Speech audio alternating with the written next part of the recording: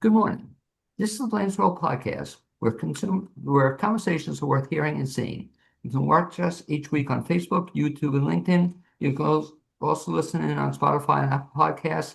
And for more information about this show and past episodes, you can also visit our website, which is behind me, blainesworld.net. I'm your host, Blaine Greenfield. I'm here coming to you from my Zoom studio in lovely downtown Fairview, North Carolina. And each week we share positive news and uplifting stories by people and organizations in both Western North Carolina and third country. And toward that end, it's my pleasure to introduce Ethan Henry and Emma-Leigh Brookshire. And guys, you can wave to all your fans and friends who are watching this. Okay, and that is Emma-Leigh and Ethan. We're going to be talking about an exciting show that's coming up in the very near future. But before I do that, let me just briefly mention your backgrounds.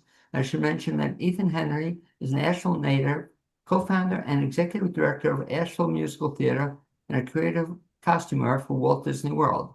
His work has spanned Broadway, film, television, and regional theater, including productions such as Frozen, Come From Away, and The Band's Visit. Today he's joining us to discuss Spring Awakening and AVMI's mission to grow professional theater in Western North Carolina. Emma-Leigh Brookshire is a local performer and more recently the theater teacher at North Henderson High School. And guys, before I go any further, let me, turn to Ethan first. And Ethan, let me ask you this question. As a kid, you grew up, you said, in Asheville. You actually probably grew up in Asheville, and you Yep, left Asheville. As a kid, did you always know you wanted to be a theater guy? I did not.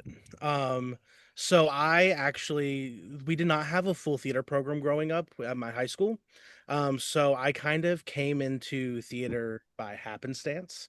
I was a musician first. But then we did do musicals. I started to like doing them. And then Elisa Baker over at TC Robertson High School, who coincidentally is Emily's high school theater teacher or Oh, really? theater teacher, kind of took me under her wing and introduced me to a broader world of theater.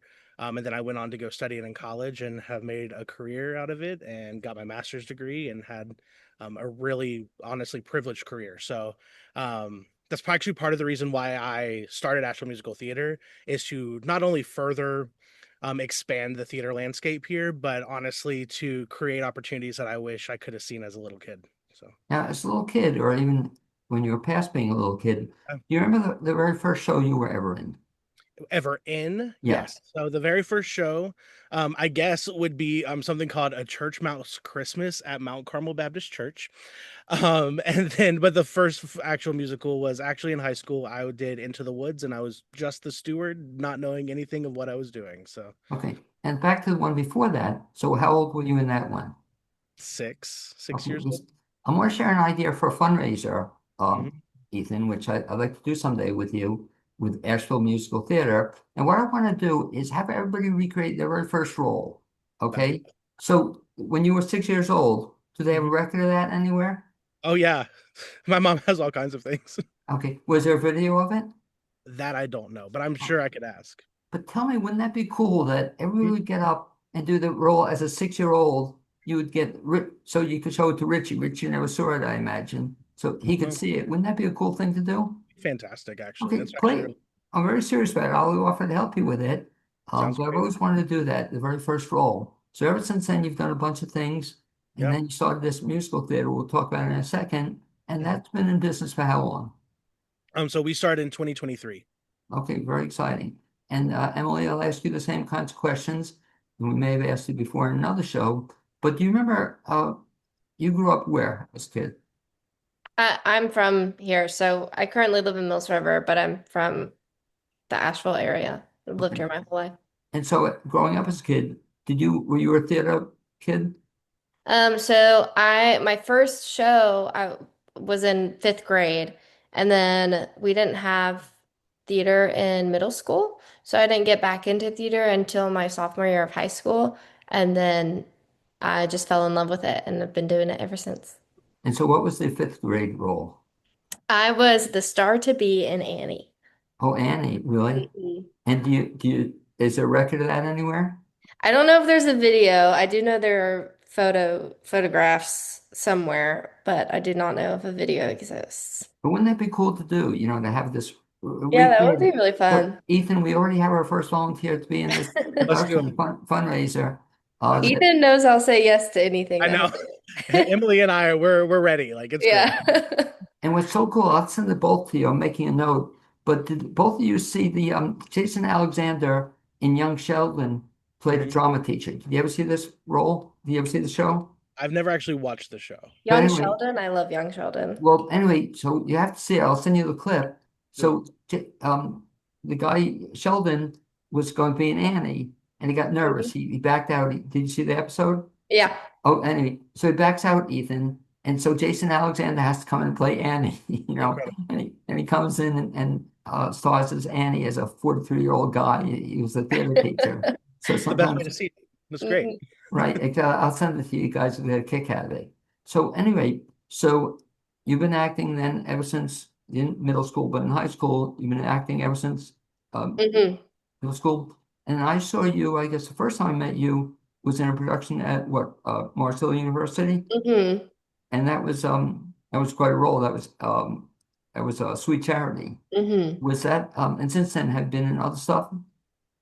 Oh yeah. So I think well after that because that was my junior year of college. So I had my senior year production and then I was doing shows with SART um up until here. I Okay. don't think this is my first time performing in like a year and a half. I took a little bit of a break, not by choice. Okay. Well, anyway, I may have seen you some of the SART productions as well. But moving Mhm. forward, aside from this upcoming show, um, do you have a dream role you've always wanted to do? Ethan, why don't you take notes on this? I've got a whole list. Oh, I listen. I'm always listening to people's dream roles. So Okay. Right now, the one thing that I haven't done yet that I really want to do is play a princess before I get too old. Really want to Okay. play a Disney princess. But I also have never played like the villain or anything, so I think that would be like a fun challenge for me. But I just want to do, I don't care what it is, to be honest. I do have a list, but I will be in anything. Other than musicals, do you do drama as well? I don't necessarily do like straight plays or anything. I like to sing. I like to dance. So, Well, and by the way, you're giving me an idea, you're giving Ethan an idea, but that'd be a cute show. I don't know if I've seen it. A princess, an older princess. So you don't have to be, next couple of years, could be 40 years from now with it. What mhm. happens to, I don't know, Ethan, has there ever been a show like that?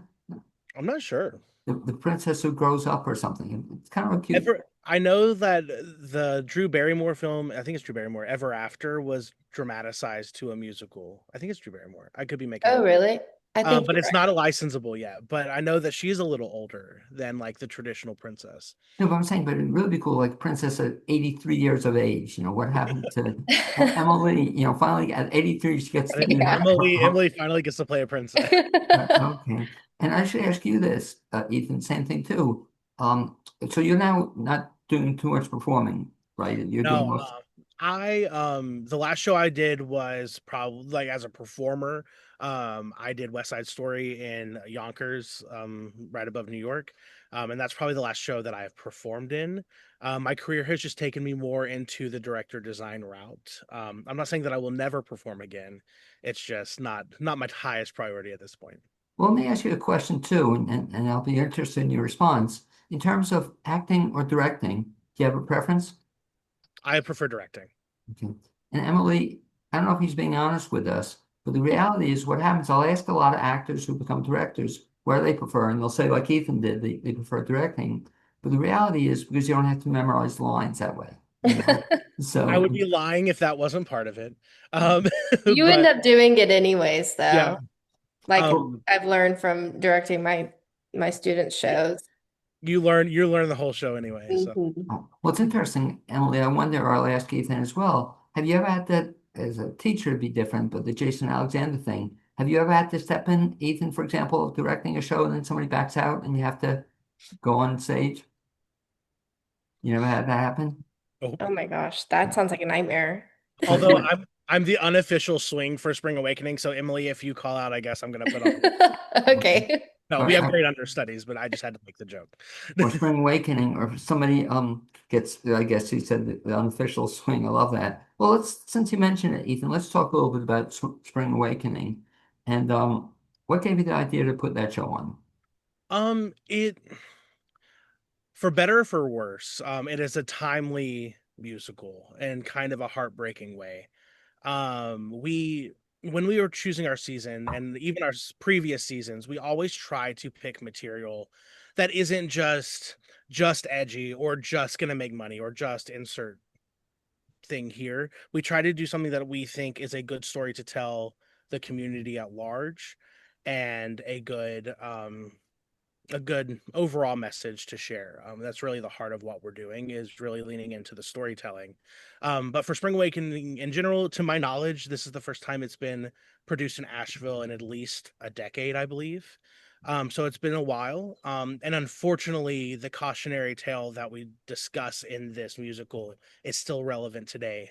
And as much as I wish that it wasn't, we're still having to tell these stories to, present to the community and to the world at large.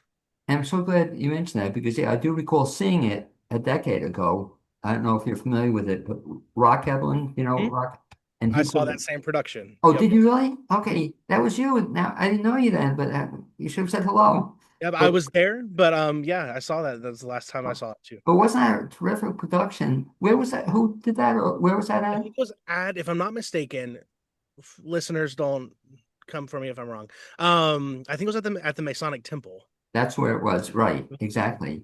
And that was that was to put that on. That was kind of a big deal. Yeah, But and the and and a decade ago, the show was a lot fresher. It was a lot newer. It had just been around for a short amount of time at that point. So, But what you said is exciting because a lot of people don't know the show or aren't familiar with the show. yep, Fantastic show.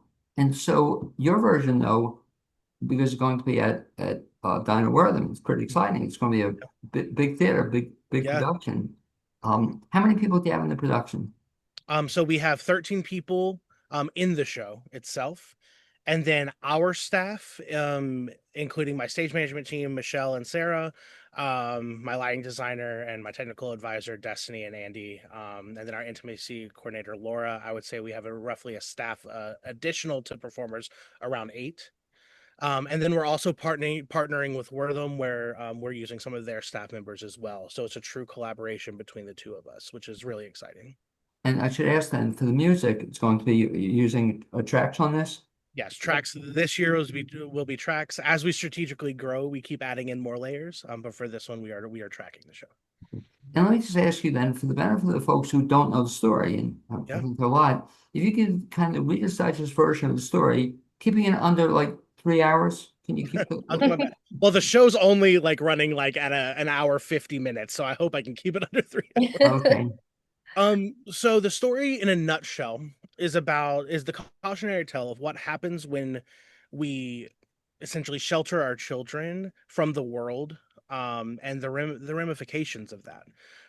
So when we over shelter our children, do not expose them to the world, honestly, the world's going to find them anyway. So it's our job, I think, as adults to properly educate our children of the good and the bad. This show handles a lot of tough topics, such as there is unexpected pregnancy that Vendela, who Emma-Leigh plays, will undergo. There is essentially banishment from adults in our education system for kids that were struggling. There's topics of suicide when you're not properly educated on to handle the world, and grief. But mixed with all of this is, I think, the underlining idea of expressing the joy of humanity and the joy of being able to live to your fullest extent. So even with the darkness, even with some of these harder subject matters to handle with, the idea that we want our audience to know is that A, you're not alone.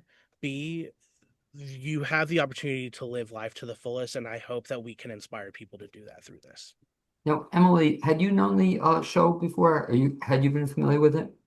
I'm familiar. I think I was more familiar with the music side of this show because the music is very popular, especially when I was in high school. But it was always a show that kind of intimidated me, and also I couldn't fully understand, especially when I was in high school, because we didn't nobody talked about topics like that.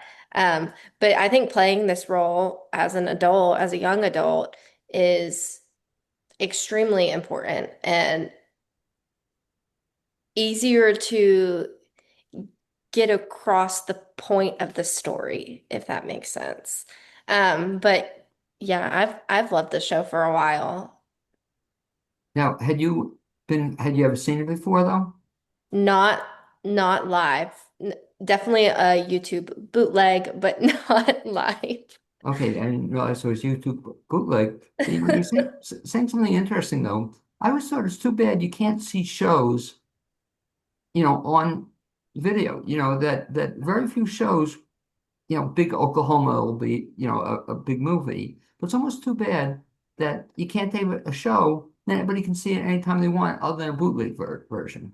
I think that's the point of like what makes theater. Like it's you get one night only for this one performance and it's never the same. And I think that's the whole point. Because if it were recorded, I mean, it's the same performance every single time. An actor may not say the line a certain way, a certain inflection or whatever to get a certain meaning across. So I think that's the whole point of what makes theater is that you can't access it anytime. Well, let me ask you this in terms of accessing theater, and I'll ask Ethan the question as well. But before you do a role, like you said, you saw a bootleg copy of this. Is that something you try to do before you're going to have a role? And I'll even ask in terms of students, is that a good idea to see another version before you do the show, or you shouldn't look at somebody else's interpretation? I think it really just depends on the person. I like to watch just to research to see kind of like the context of the scenes. Um, but like I also like I'll read the script before I watch it just so I understand kind of like the journey that the characters go on. But I do like to do a lot of research and watching is involved in my research. Now, when you were in Sweet Charity, which I thought you were so good in, had Mhm. you seen the movie before you did the show? Yes, me and Blake watched it before we performed it. Okay. And so that was your first date with Blake? The That was that was probably like our 300th date. okay. But anyway, Ethan, I'll ask you the same question too. What do you think about an actor, performer, seeing a movie version or another show version or a YouTube version? Is that a good or bad idea? I think it depends on not just the performer, but I think it depends on the show itself. I think each musical has its own, or player, insert media here, has its own nuance to it on how an actor should approach it. And I don't think it's a one size fits all shoe either. Because for instance, if we were doing Singing in the Rain, knowing the source material is unavoidable. Like we will all societally, we always will have our preconceived notions. As a performer, we will. When it comes to something like Spring Awakening, um I do think it's important to at least know as an actor what you're getting into when you're auditioning, because we are handling some harder topics. But I think it's the responsibility of the actor and the director that once we get into the space, we are educated, we know what we're doing, but we're going to throw anything else aside and really create in the room what the show is for ourselves. So I think it's a combination of the two. Have you seen the YouTube version that Emily mentioned? Definitely when I was younger, I saw the YouTube versions. Also, my now husband, Richie, who was playing Adult Man and the co-owner of the theater with me, he did it in Queens, New York, right before the pandemic. So I was directing a show in that same theater, so I saw it a bunch of times. So I've seen, and of course at the Masonic Temple, I saw it back in the day here in Nashville. So I've seen very different iterations of it. But even then, when we jumped into this show, I don't think the way we are presenting this piece is like anything else I've seen, just in the way that we're this group of people in this time have presented the show. So yeah. Now, we'll come back to the show in just a second, but I should also ask you in terms of Asheville Musical Theater. This is not the first production you've done. You've done a couple, and I've had the pleasure of seeing a couple. Talk about what is Asheville Musical Theater, or more importantly, how'd you come up with the idea of it? Yeah, so I actually had this idea when I was 16 years old. walking through downtown Asheville. Me and my best friend Clover would walk around and look at buildings that one day we could turn into theaters, and that's kind of where the dream started. But I wanted to make sure that I, as an artist and as a leader, had a strong foundation before I would introduce this idea into the community. So I've had a very privileged career in the arts, and I also, have my master's degree in performing arts leadership and management, and have been able to work in a variety of different places. And so I was, as we know, post pandemic, I stepped in to help with Southern Appalachian Repertory Theater for a while. And then at that point in 2023, it was time for me to chase my dream, and it just was the right time. And then we started with our first show, Tick Tick Boom, Okay. and we sold out that first run. So it was, as we've been pushing on ever since. And Tick Tick Boom was so cool, because again, most people didn't know it. That they had just had a movie version, right, come out before, but such cool production. What's very exciting now is that was a small theater, and now what's it like going from that had what 70 seats, and now you're up to how many seats? Uh, a little under 500, I believe. Okay, very exciting. So a difference in terms of putting on the two productions. It's daunting and exciting, and it feels like the natural step for where we are. I think on the business side of it, because at the end of the day, we are a nonprofit, but there is that element of we operating in this economy is challenging. So we've been very strategic on how we grow and each step we take, and this is just the natural step. This Yes. it's very exciting. So this is the largest you've gone to at Yep. this point in time. At this So point. let me ask Emma-Leigh, so how do you find that even about this, that you read about auditions for this, or how do you find out about Asheville Musical Theater? Well, I have known Ethan and Richie since Okay. they worked at SART. So they took me under their wing um, when I was a freshman in college. And so I interned at SART with them and worked in the box office, and they were putting me in all these shows, and then they left and I was like, "Oh no, what happened? We had such a good thing going." No, but then I saw that they built this company, and I was like, this is amazing. We need more theater in Asheville. You would think like there's plenty of opportunities for theater in Asheville, but when you really look at it, it's like it's not what a lot of performers are looking for, which is like a short contract, which we've rehearsed for a month, and that's all I really can do with my like work schedule.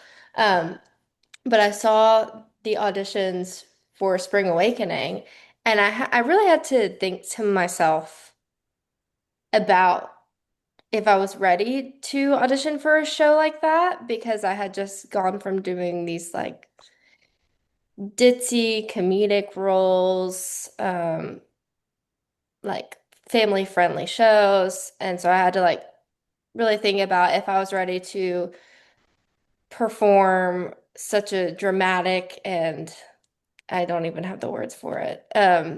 Piece like Spring Awakening. And I finally decided that this was the time that I was going to challenge myself as a performer. And so I just auditioned. And So, I'm so grateful that I did. well, so And in terms of, you mentioned the term family friendly. So, I wouldn't put this show quite in that category, would you say? No, no. I would say just general, we are advertising more to the 16 and up crowd. Of course, families have different dynamics and expose their children to different topics, so at the discretion of parents at that point. But it's definitely a 16 and up show. Uh, Hmm.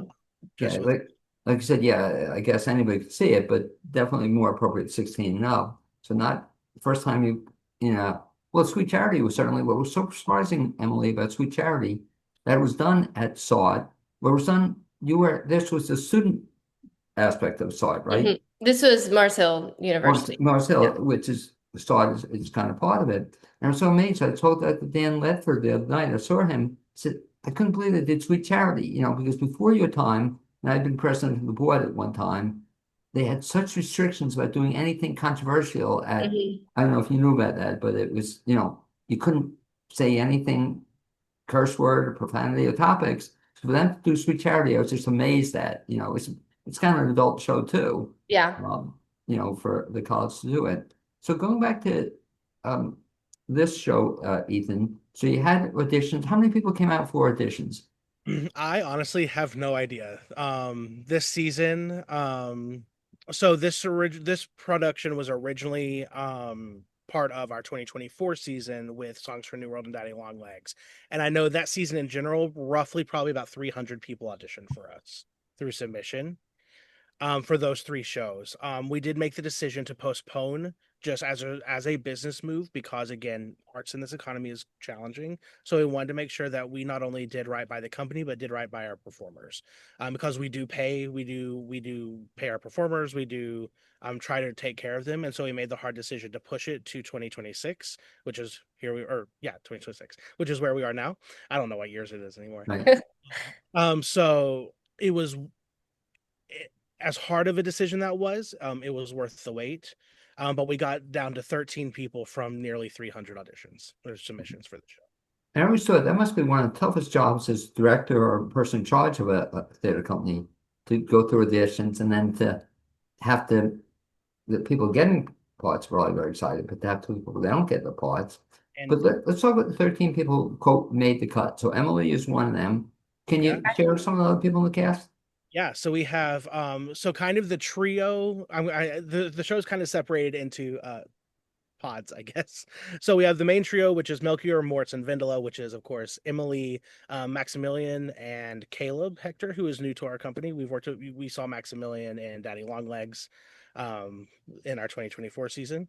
And And then just a second, let me jump in. So it's Maximilian, his last name for the benefit of folks who don't know him. Koger. Okay, so excited. He's going to be back. Haven't seen him for a while. And so the other person I don't know is who? Oh, Caleb Hector. So he's new to our company. So I know he's a Western graduate. So he's still in the area and an incredible talent that is being shared with us. Like it's Oh, amazing. okay, great. So those are the three in it. Who else? So we have Richie Barella, who is my husband and the co-founder. He has stepped in kind of last minute to play the adult man, just due to scheduling conflicts with our previous performer. So he's taking that on. And then our adult woman is Fancy Marie, who is local to Asheville, and especially in the Asheville music scene. So those are our two adults. I kind of describe them as the parents from Charlie Brown sometimes, but they play a very vital role in the show. And then we have rounding out the rest of the boys in the show is Shane Deenan, and then Reed Thornton, and then Chris Newhouse and Alex Potier. Those are our boys. So it's a kind of combination of new and people that are familiar to the space because I know Reed just directed Sister Act at Parkway. So it's kind of a nice blend of people that we know of and have seen, but are newer to us. By the way, did you see Reed's show at Parkway? I've not. We have been in rehearsals every performance that has been going. They killed it. He did such a Yeah. good job. And that was his first show he ever directed at the age of 21 or whatever Yep. he is. He was great on that. And mind Great you, job. he's also a great talent in this show. Like, and I mean, and I will say this: I can say that about every single individual that works on the show. It's truly been just a blessing of humans. But then to round out the girls, we have Annabelle Pullman, and then Isabel. Emily, do you know Isabel's last name? I do not. I mean, Okay. I have that written. I don't have that one written down, so It starts with a B. I'm pretty sure. I am so sorry, Isa. And then Kelly Hall. So and Kirby Gibson, who was in Tick Tick Boom at the show. Okay, Um, another big talent. Kirby, it's just incredible. and really, what they do in this show, just all of them, is just insanity. And we really like the first day of rehearsals. I believe we did music and then we blocked the first number and it's like a wall of sound from these people. Like it's insane. And then also we did choreography for essentially a week and then I blocked the whole show and within 3 days we're running it. So it's been just like a quick turnaround but so impressive and just couldn't have asked for a better group of humans. And are you handling choreography or somebody else? Zoe Zelonki from So yeah, it's like wow, great. And so who's your musical director? Gabrielle T, who would be the music director for and pianist for Daddy Longlegs 2 seasons ago. So Okay, very exciting. So Emily, talk about then the process. So it's not a long process. So you've been in rehearsals, what, for about a month? about Or, two. Not even. Oh, hold on. We started rehearsals on June June 6th. 6th. oh, June I 6th. don't even know what day today is. The 18th. Wow. 18th. Anyways, I think Ethan had mentioned like a month, but it's not even a month. It's just so when they came in, were they supposed to know their part at that point in time? I wouldn't say know their part. I think they're definitely a familiarity. So don't like go in completely cold, but we definitely, even in such a short amount of time, I feel like it's been a combination of we've done our due diligence to make sure we are rehearsing it and really taking our time. But I also do think from this cast there was an eagerness to get started, especially after postponing it. So I think it was a combination of preparedness, excitement, and technically we did take the time on it. So it kind of was just a perfect scenario. Now, had some of these folks been in the postponed version? Yeah, all of I think Oh, everybody but Issa. okay. Wow, that's pretty exciting. You were able to bring it together again. Mhm. And so the specifics of it then, show opens, talk about when can people see the show? Yeah. Um, I'm sorry, someone is calling me. So the show will open on we do an industry night on the 24th at 7:30. Those tickets are $20 for everyone. With a code that it's AVLMT 26SA, but I'll send that to you as well. So that is our first night, and then we technically will then open on Thursday, the 25th.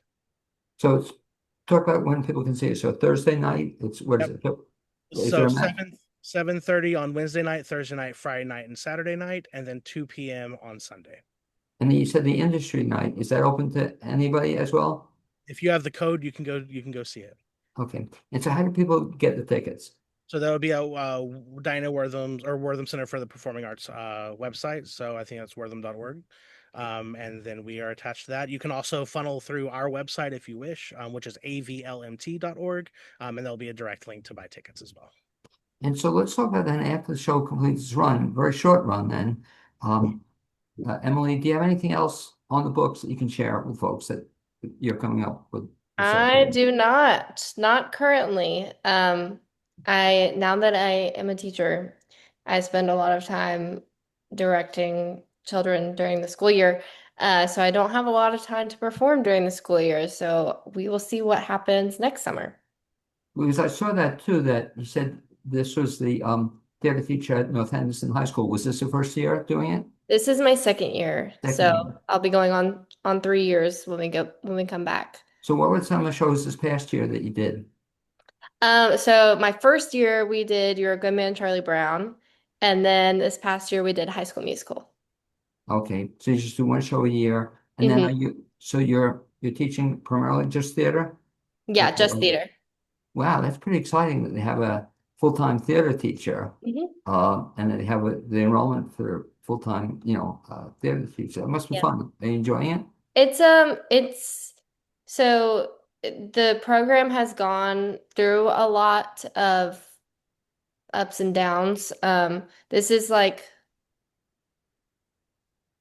it hasn't been very steady recently. So I'm trying to essentially building it from the ground up, which is very, very hard to do. So I don't necessarily have a ton of theater kids, but I think I don't know, like breeding a few of them. Well, the cool thing is that you that made it into, which is very, very good. That made it into your third year. So Mhm. it hasn't gone downhill. You got the third year. And by the way, keep in mind, seriously, next year, let's do a show, a podcast on one of the upcoming theater productions you'll be doing. So I'd like to talk about that. We can conceivably even have some of the students in it. So you've been busy with school. Let's see, school though is out now. So this is your major summer activity. Mhm. And then after that, if anything comes up or anybody's listening, Emily is Yeah, if available. anybody's listening, She's, I'm free. she's Oh, really awesome. Cast her. wait, so next school year, would you conceivably do a show when you're doing the school year, or it's too much? It depends. So these past 2 years, while I've been teaching, I've been getting my master's at the same time, and I just graduated with my master's in May. So now that I have like that off of my plate, I definitely do have more free time, but it is very hard to get home at 10 o'clock at night and wake up at 6 o'clock in the morning. I can imagine. And Ethan, same question for you. After this show, what's on the schedule? Yeah, I can't reveal our next season quite yet. But we Hmm. have started planning 2027 for next year. I know Emily is very eager to know. Um, but we are really just trying to grow as best we can. So the idea is that us moving from, 2 years in the black box space into Wortham, and becoming a nonprofit finally, which is great, will then propel us into the future. Our goal is by 2028 to be producing year round, which is not an easy feat. Just because the economy right now is not meant for the arts necessarily.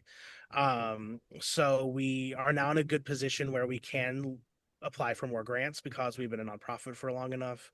We can secure funding, but the idea is that we're just going to keep going and keep growing and try to just keep bringing just honest and good work to Western North Carolina to contribute to something that's already beautiful here. So that's the goal. And just a couple of final things, if I can. Yeah. If anybody would like to contribute to the nonprofit now, I assume that they're invited to do so. Yep, 100%. AVLMT.org. There'll be a support link there on our website, and of course, it's all tax deductible, so you'll be able to contribute that way. Okay, I don't know if I've made my contribution yet this year. I'll have to check seriously, but um, look for a contribution from me so that go to the website and other people invited. And the Mhm. other question then, so it's just this one production this summer, and nothing else the rest of the summer? We not the rest of the summer. We do plan to do a cabaret later in the year, but that is the next step after this, and then we'll just slowly strategically grow to where we'll be here all the time. Okay. Well, again, keep me in mind if I can help out or help promote those upcoming stuff, exciting stuff. And Emily, the same kind of thing that if and when, for the next season for the high school, I'd love to do a show on, what you're doing at the high school and involve some of those people as well. So look forward to catching you again. Okay, and I'd like to thank both of you for being my guests this edition of the Uplands World podcast. I'd also like to strongly recommend that you get to see the show. It's a shame you only have one weekend to see it, but it's definitely worth seeing. And you think that in for a good time, Ethan?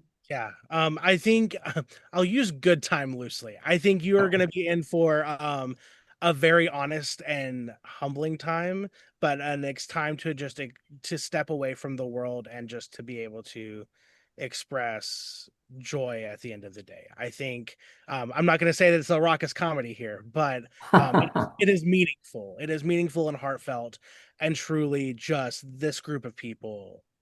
I don't know as a director if I've ever seen people perform this way. We Uh, were talking like I was talking to a couple castmates the other night of how, and I'm not trying to like dish any productions that I've ever been in, but how truly I don't think I've ever been in a production where everybody is on this insanely like high caliber of performance. Like it is just insane. And I'm grateful to be in a cast with every single one of those people.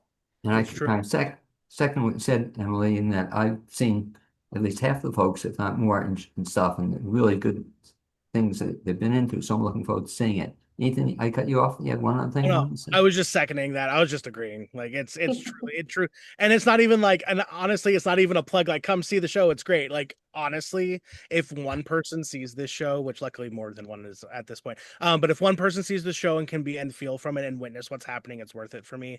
But it truly is just remarkable. Okay. Well, anyway, guys, thank you very much for being my guest on this edition of the Blaze Roll podcast. Look forward to seeing you in the show next week. That'd be great. See you Thank you. guys. Thank you so much.